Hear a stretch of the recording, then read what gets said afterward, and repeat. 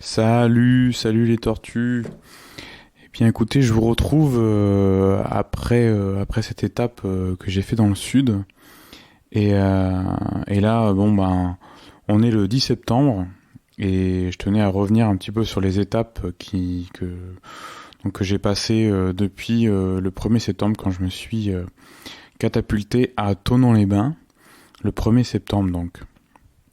En fait, comme j'ai dit, ça m'avait fait beaucoup de bien d'être dans le sud et de repartir.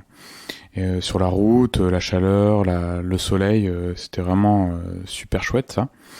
Et depuis quelque temps, en fait, me trottait dans la tête le fait de traverser les Alpes en vélo et avec mes sacoches pour voir un peu si c'était possible. Et aussi, c'était mon envie de hauteur, d'attitude, de savoir si j'étais capable de monter un col.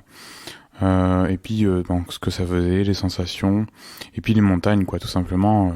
C'est tellement joli une montagne que ça traverse, quoi. Pour moi, je le mets un peu à la même hauteur, même si l'océan est un peu au-dessus, mais pour moi, c'est un peu la même signification, quoi.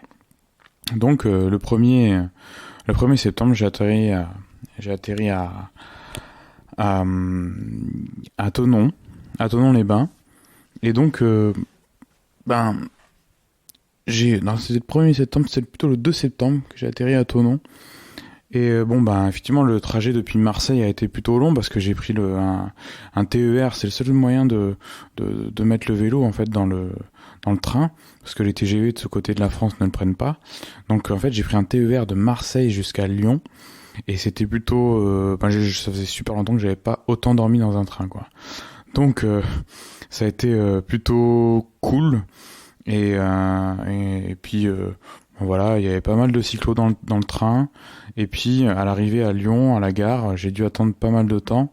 Et j'ai vu pas mal de cyclos également, voyageurs là, qui retournaient chez eux, je pense, parce que je les ai pas vus dans mon train. Mais après, bon, ils ont pu partir ailleurs. Mais c'est ça cherchait pas mal son chemin, etc. Et les routes que les gens allaient emprunter étaient sans doute assez diverses. Donc moi, faisant direction vers Thonon-les-Bains, j'ai pris un train qui m'a mené jusqu'à Bellegarde. Donc son terminus était Genève, mais moi je m'arrêtais à Bellegarde pour prendre un autre train qui menait jusqu'à Thonon-les-Bains. Et c'était plutôt une chouette découverte, Thonon-les-Bains, parce que c'est la première fois que je voyais le lac Léman.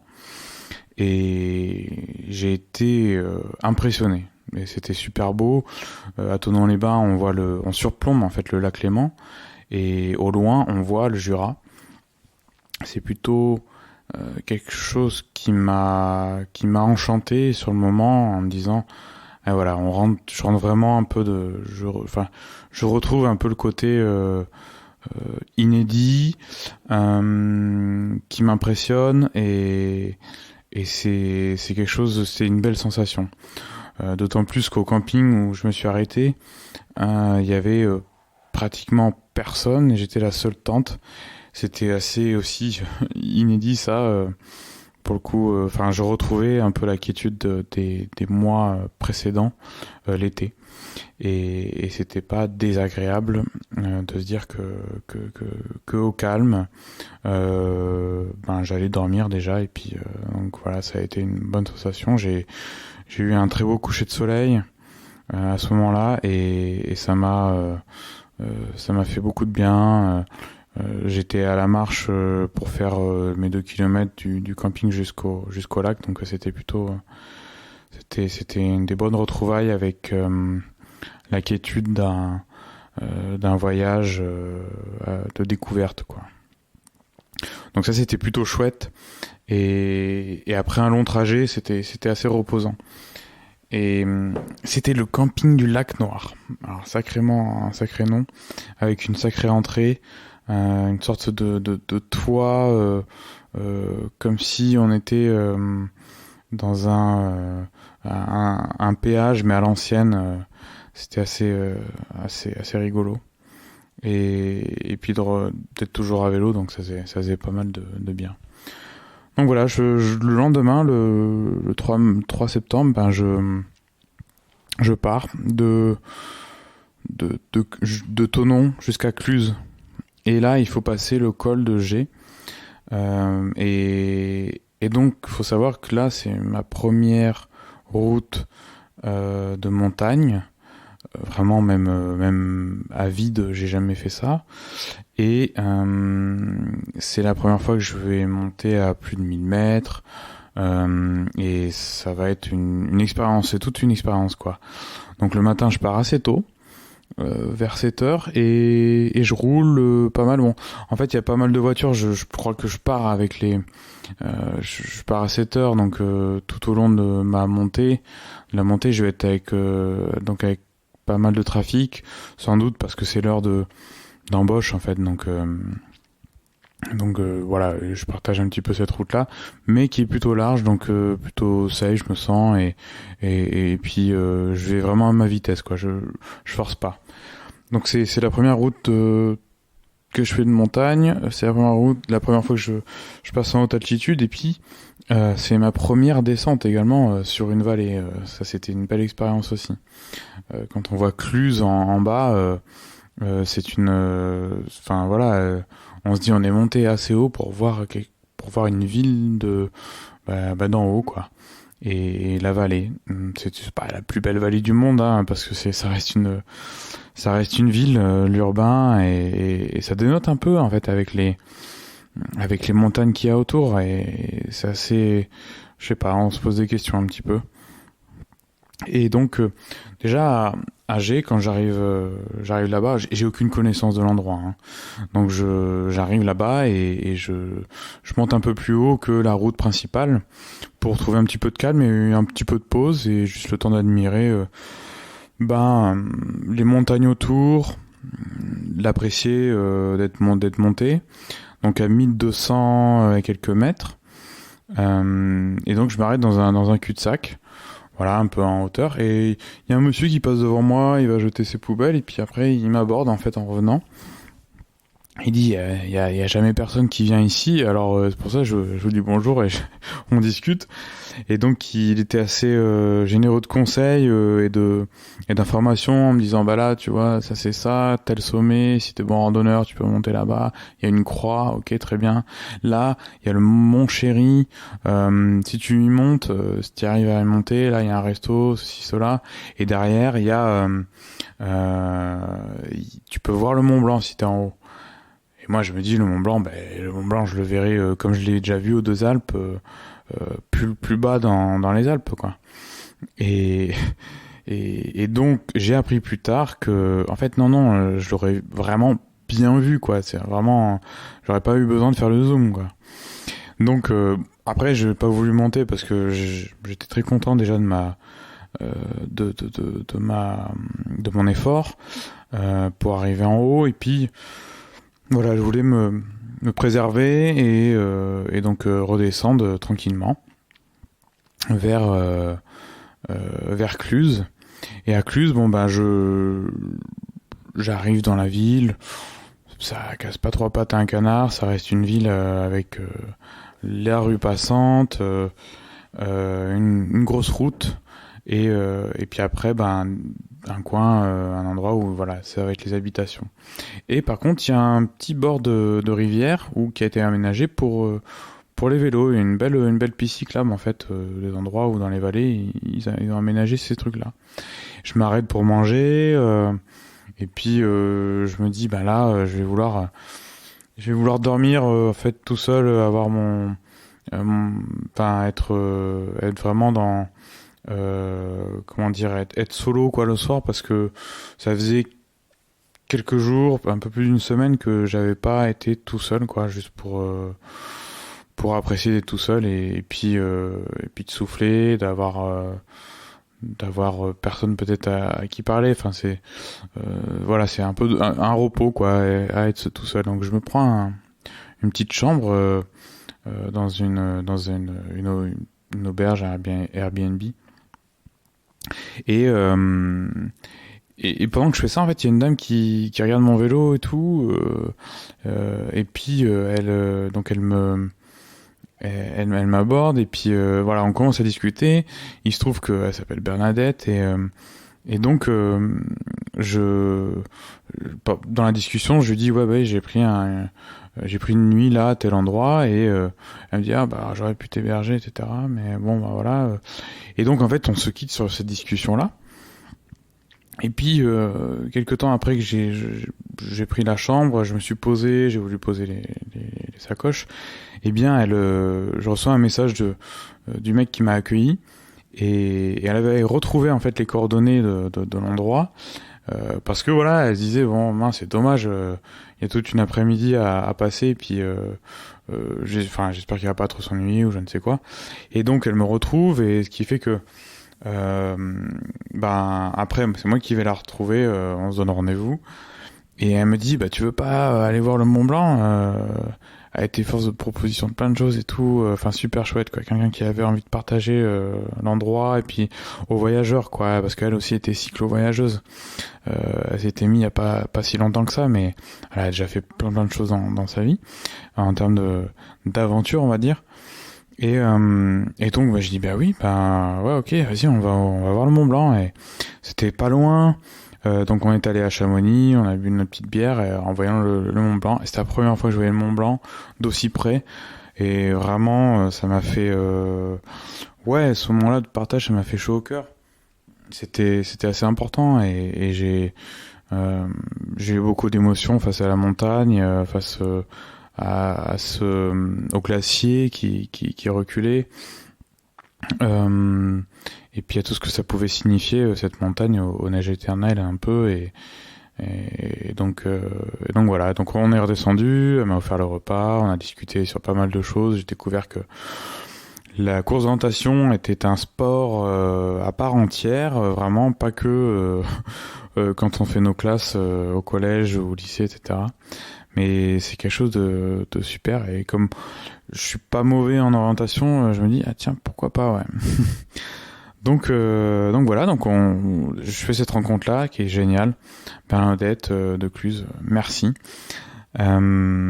Et donc le lendemain, je pars pour le col de la Colombière. Alors ça, j'avais pas vu ce que c'était en termes de difficulté, mais c'est mon premier vrai col, on va dire, que je passe. Et alors, donc je roule, et j'ai vraiment, j'y vais tellement avec humilité, patience, et ça prendra le temps que ça prendra, que je trouve pas ça difficile. Je mets le petit plateau, et puis après je consomme pas toutes mes petites vitesses. Je suis peut-être au 4e pignon, et donc voilà, j'avance tranquillement. Il m'arrive de m'arrêter pour faire quelques réglages parce que je sens que la jambe tire, donc c'est que il y a quelque chose qui doit pas être bien réglé. Donc je m'arrête. À un moment, on arrive à un endroit où c'est presque plat. Ça s'appelle le reposoir, avant d'entamer 8 km à une moyenne de 8%, quoi. Donc je m'arrête là, et puis après je repars. Mais quand on repart, c'est vraiment le premier virage, boum, voilà, c'est pas gentil. Et donc voilà, j'étais je continue, il y a des cyclistes qui me doublent. Parfois je me demande, c'est marrant, tout le monde se parle pas, c'est complètement différent que sur la route où on est tranquille à vélo et en voyage. Donc voilà.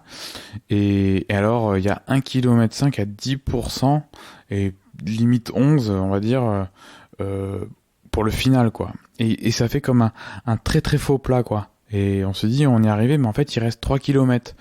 Et le dernier kilomètre, il est hyper dur. Et je regardais même mes pignons, et en me disant il reste pas une vitesse là.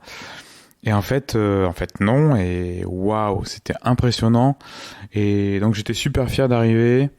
Et donc après cette fin interminable, j'arrive et je pose les pieds. Et j'avais quand même les jambes qui tremblaient, quoi. Donc c'était quelque chose, quoi. J'ai pris mon temps pour arriver.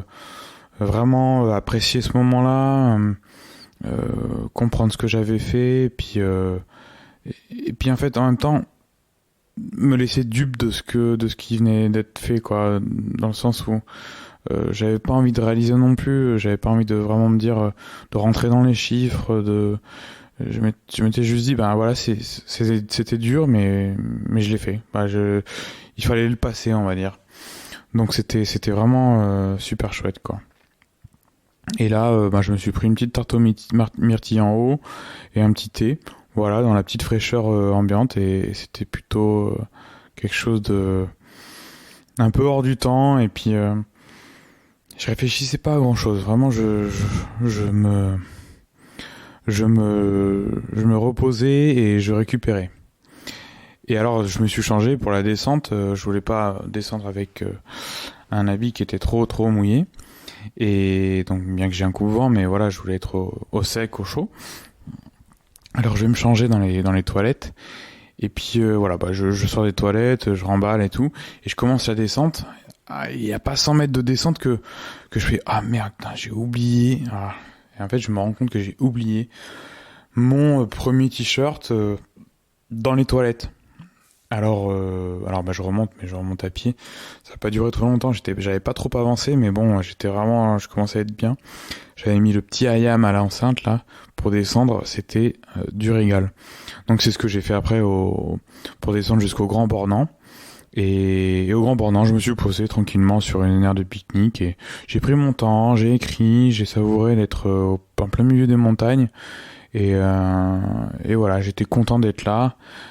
J'ai vraiment repris, et je me sentais pas à l'apogée, mais disons que j'étais arrivé à un niveau de bien-être qui était égal à celui que j'avais laissé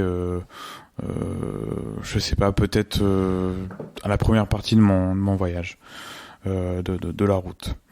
Et voilà, donc ça fait j'étais vraiment bien, et là il a fallu redescendre, et j'ai descendu vers Amancy. Et à Amancy, il y avait un couple de presque retraités, on va dire, qui étaient Annick et François, que j'avais rencontrés à Montluçon. Et dans ma première partie de mon voyage que je vous narrerai plus tard. Et à Montluçon, donc je les avais rencontrés dans un Airbnb le matin au petit-déj, et on avait discuté, et Annick m'avait passé sa carte pour me disant si tu passes par là-bas, tu viens. Et donc là j'ai pas hésité une seule seconde, je me suis dit ouais, je suis là, c'est cool, je vais les toquer, quoi. Et donc Annick m'a dit ouais, viens, pas de souci. Et ça a été un régal.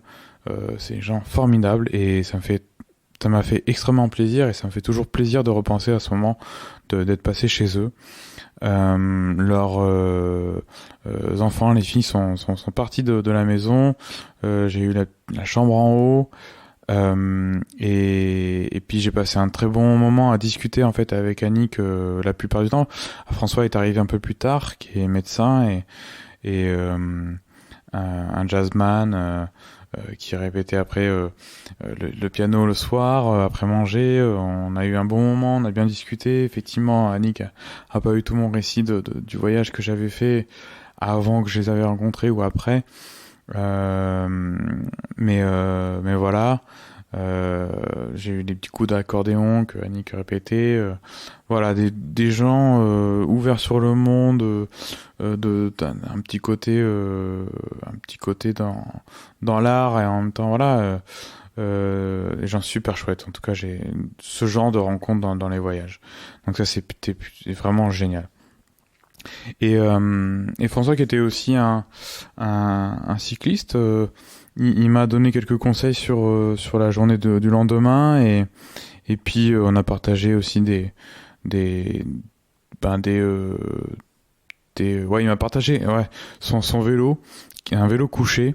Alors pas vraiment couché, mais plutôt en hauteur et assis.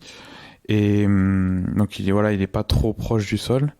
C'était un super moment, d'essayer ça, et bref, dans sa globalité, le petit moment à Amancy, quoi. Avant d'arriver chez eux, je m'étais posé un peu devant l'église et tout. Toujours mon repère un peu, ça, l'église dans les villages. Je sais que je vais peut-être y trouver du repos, du calme. Bah, ça dépend comment est configuré le centre-ville avec les voitures, mais voilà. Donc ça a été un moment super chouette. Donc le lendemain, j'ai pris la route pour passer le col des Fleuries d'Amancy jusqu'à Annecy. Voilà, j'ai pris le petit-déj avec Annick et François, un petit moment très sympa. Eux, ils ont fait venir une infirmière pour passer un test Covid pour pouvoir partir en Grèce, voilà, pour 3 semaines. Et donc, bref, donc je suis parti départ pour Annecy. Et c'est vrai que, je sais pas si c'est parce que j'avais passé le col très dur la veille, j'ai passé le col des Fleuries qui était doux, hein. On va pas se monter trop le bourrichon, mais j'ai trouvé ça très facile et encore une fois, j'ai passé ça très tranquillement et c'est vraiment un plaisir. Je trouve que c'est un plaisir de passer l'école parce que on est encore plus dans la lenteur, on est encore plus dans ce côté du vélo qu'on aime. On n'est pas obligé de souffrir dans un col. On n'est pas obligé de souffrir. On peut être dans un relatif confort à ce moment-là. Moi, je me mets la musique ou je me mets un podcast à écouter et ça passe tout seul. Et bon, ça dépend la longueur, hein, du col, mais c'est vraiment, pour moi, c'est un plaisir et c'est un truc quand même assez ultime en termes d'accomplissement physique et mental. Pas dans la performance, mais vraiment dans ce qu'on traverse. On n'est pas dans un marathon, mais aussi il y a un côté paysage aussi auquel qu'on s'offre soi-même, quoi. Et l'effort physique fait aussi apprécier ce moment qui est dégagé par la nature qui nous entoure. Donc voilà, bon, ça c'est mon point de vue, hein, mais d'autres diront autre chose. Et donc je passe ce col des Fleuries, après ça devient un petit peu, on passe par la crête et on tombe après sur Annecy, qu'on ne voit pas tout de suite en fait quand on passe par cet endroit-là, mais c'est très agréable. On arrive à Annecy, la piste cyclable nous mène jusqu'au lac, et là on se dit waouh, là aussi c'est un joli lac, quoi. Après le lac Clément, c'est quand même quelque chose de super. Donc je me pose là en attendant le Airbnb, l'appartement, voilà, pour y passer quelques jours et me reposer après quelques passages de col. Et puis donc j'irai visiter Genève, là où je tombe sur une ancienne élève où je donnais des cours de maths à Paris, et une ancienne élève, voilà, une dame à la retraite qui travaillait à Genève à l'époque, et là dans une rue improbable je tombe sur elle, donc c'est quand même un truc incroyable. Genève qui est une jolie ville et qui vraiment peut donner envie ça peut donner envie d'y vivre, quoi. Donc et on a aussi une vue sur le lac Léman, c'est vraiment plutôt génial, quoi. Génial. Voilà, c'est 3 jours déjà de route à passer d'école, à voir les montagnes. Vraiment, je me sens bien en montagne, on sent que c'est quelque chose de pur, il y a moins de monde, où j'accepte un peu plus le monde parce que je suis bien. Et vraiment, on a envie encore de monter, quoi. Je sais pas, moi, il y a un truc qui me fait vraiment du bien. Donc voilà, donc on arrive, là on est rendu le 5, j'arrive à Annecy le 5 septembre et j'en repars le 7, 2 jours plus tard. Et là, direction Saint-Pierre d'Albigny. Et donc pour arriver à Saint-Pierre, je traverse tout le massif des Bauges.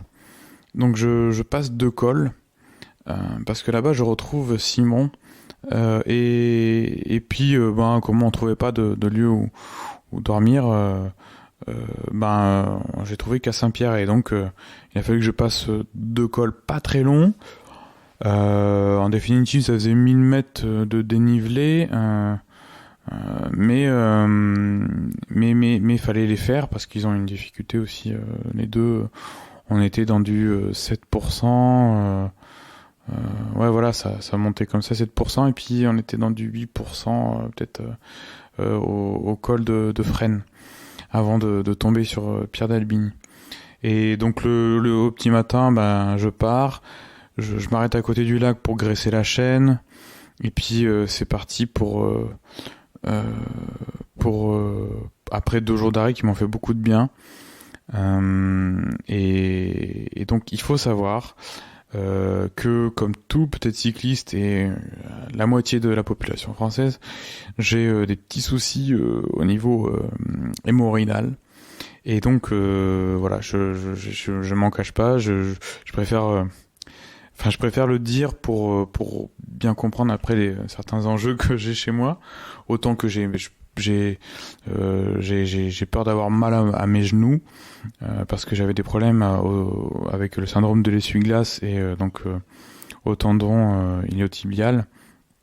Et donc ce qui a été réglé, et avec les cales, et avec une bonne position, et avec quelque chose que j'ai bien géré. Cela dit, je me plaignais un peu de mes fesses après le col de la Colombière, et puis les jours d'après un petit peu. À Annecy, je me suis un petit peu fait du bien, disons, et là je me disais je vais passer ces cols là. Donc voilà, ça c'est pour le contexte, et donc je passe d'abord le col de l'Échaud, et pour arriver sur le massif des Bauges, et c'est super agréable. Là aussi, on est vraiment dans quelque chose qui est assez doux, et qui on rencontre pas trop de voitures, et on rencontre des cyclistes, voilà, qui me doublent toujours, hein. Et là il y a un papy, un monsieur qui se met à côté de moi et qui commence à me parler, ou je sais pas si c'est moi finalement qui commence à lui parler, parce que je suis en train d'écouter un truc, et j'entends pas tout le temps tout le monde, et là je crois qu'il me parlait, et puis en fait on commence à discuter. Il me dit qu'il a 81 ans. Il s'est mis tard au vélo, il me dit, et il arrive à 81 ans là, il monte. Ouais, j'ai été quand même épaté, et donc on a un petit peu discuté. Il me dit qu'il aime bien aller dans cette région là et monter quelques cols, et voilà. Et chapeau le monsieur, quoi. J'ai pas su son prénom, mais j'ai un petit peu discuté avec lui et sa femme en haut du col, et c'était plutôt agréable. On a fini ensemble, et ça c'est chouette de monter avec quelqu'un, quoi. Vraiment chouette. Et donc on arrive sur le massif des Bauges, et c'est magnifique. C'est un endroit, je trouve très très beau. Peut-être que le massif le parc de la Vanoise, apparemment c'est très joli, et en tout cas moi j'étais très content du massif des Bauges. C'est le plus joli que j'ai vu, même à côté du Grand Bornand. Enfin je sais pas, je m'y suis bien senti. Et à un moment je me suis arrêté pour manger sur un champ qui était en pente, hein. Voilà, c'est dans la pente dans un versant, quoi, après un village, et c'était super chouette de me mettre j'ai enlevé les sacoches, j'ai couché le vélo, et puis j'admirais les montagnes. Enfin, il y a cette espèce de perspective que offre la montagne, avec la première qu'on voit, l'autre derrière, peut-être dans l'ombre, et puis celle tout au fond, où on se demande vraiment à combien de kilomètres c'est, quelle hauteur. Voilà, c'est assez beau. Et ensuite, j'ai pris direction le col du Frêne pour tomber ensuite sur Pierre d'Albigny. Alors, faut savoir que pour arriver au col du Frêne, là, j'ai passé une vallée, et j'ai eu un peu de vent de face. C'était pas facile. Et donc, arriver au col du Frêne, c'était non plus pas très facile pour le monter. J'ai pas eu tant de distance de montée, mais c'était assez dur. Parce qu'après, dans la descente, faut vraiment monter ce col, quoi. C'est assez hard. Mais donc j'arrive en haut du col du Frêne. Il y a évidemment la pancarte et là il y a un camping-car, une voiture et il y a 2 personnes et c'est des Dutch. Et là ils me disent vous voulez que je vous prenne en photo et tout. Donc ils m'ont pris en photo avec le panneau. C'était trop sympa et ça c'est des moments vraiment super cool. Ils étaient là et c'est comme s'ils attendaient quelque chose ou ils attendaient les cyclistes qui allaient arriver et donc c'était un bon moment de rencontre. Voilà, et je descends, c'est assez vertigineux pour descendre jusqu'à Saint-Pierre-d'Albigny. Et donc la descente est pas, comment dire, elle est c'était peut-être la descente la plus compliquée à faire. Alors, je fais toujours attention avec mes sacoches je me fais plaisir à aller vite, mais voilà, je prends de la vitesse très très vite. Et après pour le freinage, bien que j'ai des freins à disque, faut que je fasse attention aussi quand même, quoi. Donc j'arrive à Saint-Pierre-d'Albigny. Ah oui, une chose quand même, juste pour dire que quand j'arrive au col du Frêne et avant de descendre et d'entamer les lacets, il y a une vue sur la vallée. Enfin, la descente c'est comme un mur, quoi. Et donc on se prend la vallée puis les montagnes derrière. C'est vraiment magique, quoi. C'est vraiment très très beau, quoi. Et encore, on arrive dans une perspective, un panorama d'envergure. Donc voilà, et j'arrive à Saint-Pierre-d'Albigny très tranquillement et il se trouve que j'avais commencé à narrer ce podcast-là, cette étape là-bas à Saint-Pierre. Et donc j'étais dans le parc qui avait le parc peut-être principal de Saint-Pierre qui était vraiment un endroit où je me suis posé assez longtemps. Alors c'était assez étrange parce qu'il y avait plein de moustiques, mais bon, j'ai été un petit peu épargné et je m'étais posé en fait à un moment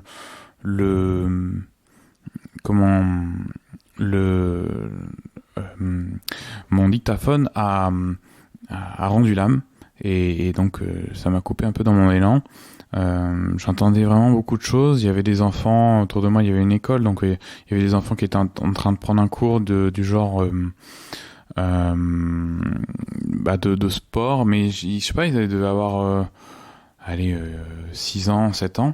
C'était tout mignon. Il y avait quelques voitures qui passaient parce que la route passait au milieu. Il y avait les papys qui étaient en train de jouer à la pétanque. En arrivant et en me désaltérant en bas du parc, il y a un monsieur qui m'a abordé. Il avait dû subir peut-être quelque chose au cerveau, je sais pas, mais il me disait qu'il ne travaillait plus parce qu'il était déficient ou quoi. Et il était très très sympathique, et puis il racontait un petit peu son histoire et de son tonton qui habitait à Paris et et que il avait bossé par ici, etc. Donc c'était une rencontre assez rigolote, et puis comme j'aime rencontrer, parce que c'est des gens, il m'a pas demandé pour m'aborder, quoi. Il m'a juste parlé, et moi je pouvais le relancer pour savoir un petit peu quelle était sa vie et où il vivait. Et voilà, il vivait dans un centre pour personnes peut-être un peu comme lui, ou je sais pas, je suis plus sûr de ce qu'il m'a répondu. Voilà, et je sentais vraiment, je sentais aussi quelque chose qui était, je passe après pour mes sensations, hein, mais je sentais vraiment quelque chose qui était très fort. L'air est pur, quoi. Et l'air il est juste, on se pose pas de questions. Il y avait vraiment pas vraiment d'odeur. On est vraiment dans la montagne, quoi. Et ça, c'est même les pins, quand je passais à côté, je sais pas je crois pas que je les sentais trop, pas autant que sur le plateau de Mille Vaches que j'avais traversé. Enfin voilà, donc j'étais arrivé à Saint-Pierre et il n'y avait plus qu'à attendre Simon qu'il arrive et voilà. Et malheureusement, mes fesses me faisaient encore plus mal finalement et je crois que l'effort de provoqué par mes cales également, c'est-à-dire que j'étais mes fesses se pressaient quoi, comme je tirais avec les jambes également. Eh bien, ça m'a, disons, achevé en termes de douleur. Et j'ai eu très très mal ce soir-là et je vous en dirai plus tard.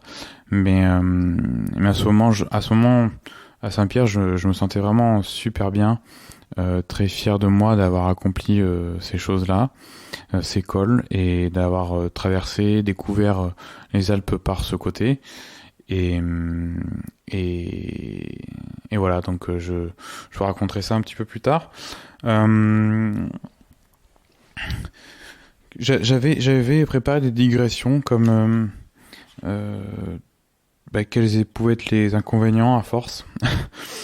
euh, c'est peut-être moi j'ai pas eu de problème de mécanique, j'ai pas eu de problème donc après au niveau du corps, à part ce que je viens de vous dire. Ce que je dirais, l'inconvénient peut-être à force, c'est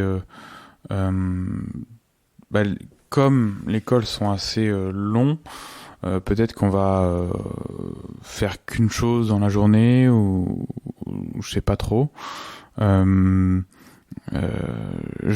Dernièrement, j'écrivais peut-être un peu moins, donc je me suis repris un petit peu à écrire. Ça, c'était plutôt chouette. J'avais apprécié avoir quand même mon petit ordi, même si j'ai bien fait le lâcher au niveau du poids, mais pour écrire autrement. Et je crois qu'à la longue, finalement, je me sentais peut-être moins isolé que je ne le voudrais peut-être. C'est-à-dire en dehors de tout béton ou route. Et peut-être que j'ai aimé l'effort que je produisais et la satisfaction personnelle de faire un col. Et en même temps, j'aurais bien aimé être un peu plus isolé. Je vous en dirai plus tard, mais voilà. Et je voulais aussi, dans l'ensemble, en fait, remercier mon corps, tout simplement.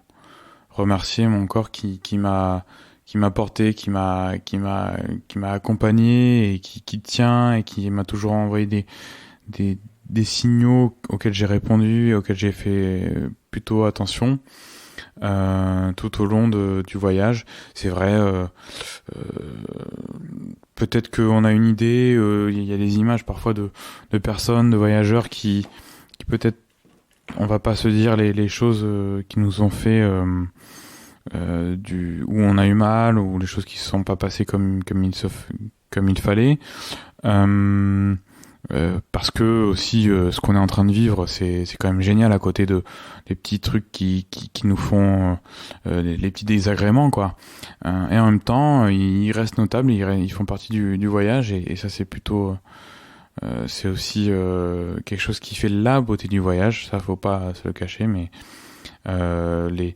toutes les solutions qu'on a réussi à choisir par résilience et par l'envie d'avancer, donc ça c'est toujours quelque chose c'est presque un impondérable en fait du voyage, parce que c'est pas tout lisse quoi, et donc il y a des choses qu'on doit accepter et des choses qu'on doit encaisser. Voilà. Donc j'espère que celui-là était un peu long, mais j'espère qu'il vous a plu. Je suis vraiment à tête reposée, je suis vraiment bien et ça se passe super bien pour moi. Je vous en raconterai plus tard sur l'étape suivante. Voilà, donc mes tortues, je vous remercie de m'écouter et c'est super cool. J'espère que ça vous plaît et n'hésitez pas à partager si ça vous chante, et je vous dis à bientôt et à plus tard pour une nouvelle narration. Allez, ciao!